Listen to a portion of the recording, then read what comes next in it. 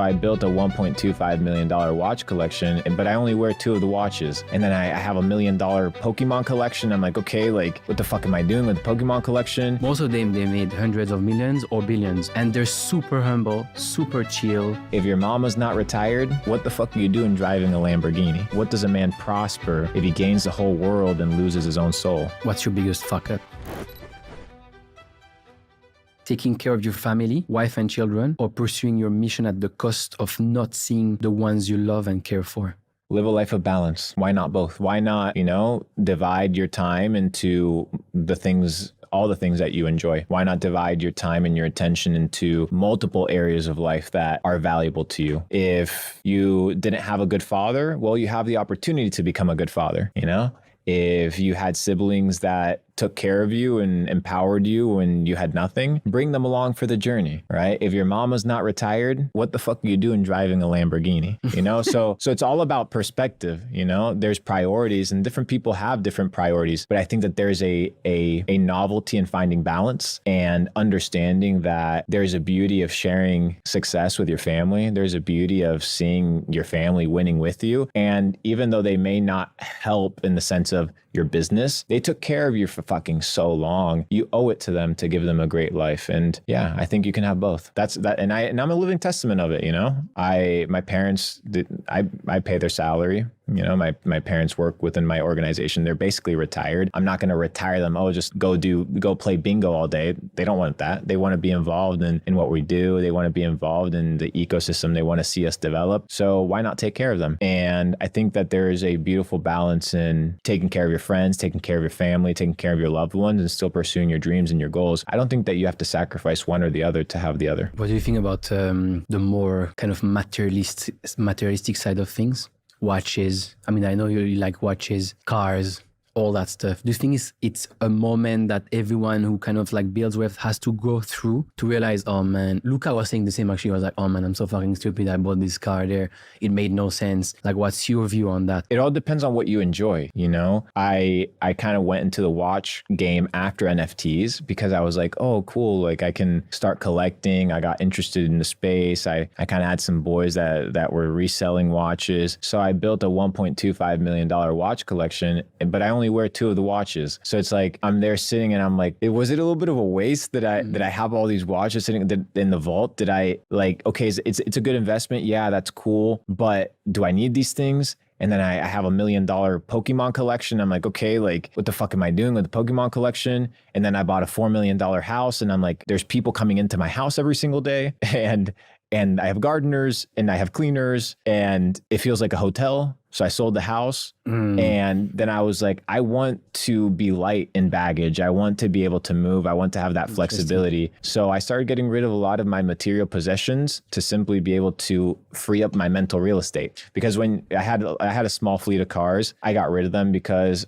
maintenance, focusing on making sure that they're taken care of. Same thing with the real estate. I think real estate is a great investment vehicle, but I don't want to manage properties. I don't want to have to worry about maintenance. Yeah, other people can do that for sure, but it's just not my cup of tea. I want to be light of baggage. I want to be able to be free flowing. I like to travel the world. I like to stay in hotels. Like I like to be free. And that means that sometimes material possessions hold you down from achieving great things. So I want to stay away from things that I really don't need. Miyamoto Musashi famously said, get rid of things that are of no use. So if something doesn't serve you anymore, and maybe it served you in the past, you don't have to be attached to that thing. And so if he says, and he's a great samurai philosopher, but he says, don't do things that are of no use. And I begin to explore that philosophy and I begin to only do the things that are useful. And I begin to not realize that my success is attached to materialistic things. They don't determine me. They don't determine my identity. Yeah, I understand the perspective of playing the game. You sit down, you have a $50,000 watch. Somebody may look at you in a different way,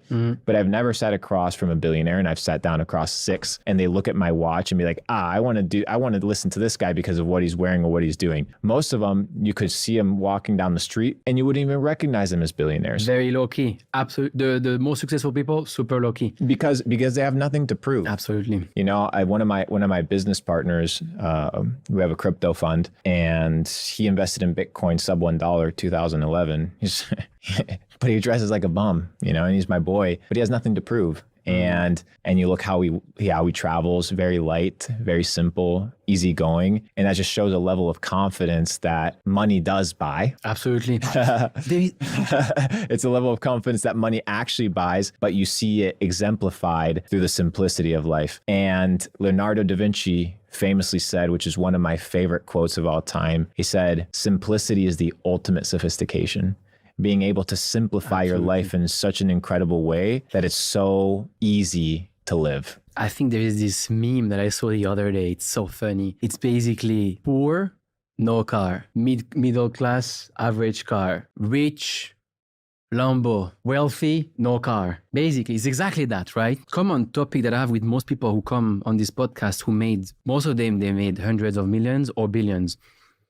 And they're super humble, super chill. And most of them, they went through this kind of like entire loop, right? Or this kind of like life round tripping or happiness round tripping, which is, hey, I thought I needed all that stuff. I'm building towards that. I'm making all this money, just to realize that it's back to like the basic things. And it might sound like a cliche or, oh yeah, the basic things make you happy. But if you can't be happy with a coffee, you're not gonna be you're not gonna be happy with a jet, right? So it's just like all these people making the same realization that at the end of the day, yes, obviously you want to have a minimum amount of money, which we talked about before. We all have goals based on our lifestyle and all that stuff, right? But there is a threshold or a certain amount above which doesn't make any difference, and happiness will never come from that. Yeah, and also understanding that it's not just happiness, but your identity isn't attached to those things. And you know, sometimes I talk about like my crypto losses, you know, but my identity isn't even attached to my crypto losses. It's not attached to my crypto wins. It's not attached to my investment wins or my investment losses, what I have, what I don't have. It's simply, am I pursuing my fullest potential? Am I being authentic with myself? Am I an actual person that is true to my values? And it goes back to what I said in the beginning. When it's all said and done, I'm laying on my deathbed. Can I look at myself individually and say, you did well, you succeeded, you didn't compromise your values? There's a verse that says, what does a man prosper if he gains the whole world and loses his own soul? Nothing. So I don't want to gain everything and lose myself in the process. And I think that there's a massive virtue in accomplishing that. And that's why I don't attach my identity to my wins, to my losses.